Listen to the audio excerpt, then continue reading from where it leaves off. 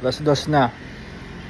Sabi ko mag-aaral ako hanggang 2:30 pero sabi ko tama na alas 2 pre. Kasi pag alas 2:30 ako for sure alas 3 ako niyan matutulog. So okay na to. Alam nyo guys, to be honest, gusto ko naman nag-aaral eh. I like studying. Kaya na baka mas natch ako dito. I really like studying. Ingay!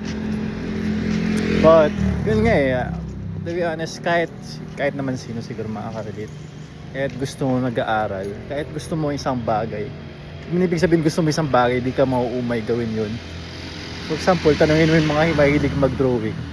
Kung wala na silang ginawa, mag-drawing, siyempre mauumay sila eh. Pero yun ang kailangan ko i-figure out. Kahit nauumay ako, dapat ginagawa ko pa rin. Kasi wala akong choice. Kasi kailangan ko itong tapusin, kaya kailangan kong pumasa. Bawal akong di pumasa, may yabang akong tao eh. So, kailangan representation ng mga tropa ko, baka magkakaso yun. Masamang tao sila eh.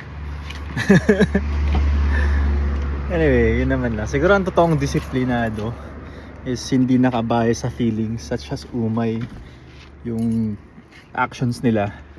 Yung pagpiling maging productive kahit ayaw na lang gawin yun.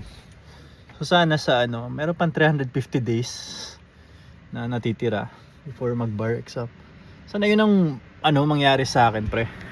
Kahit hanggang bar exam lang. Joke. Siyempre pag naging abogado na. Anyway, that would be that. Pauwi na ako. Bye-bye. Peace out.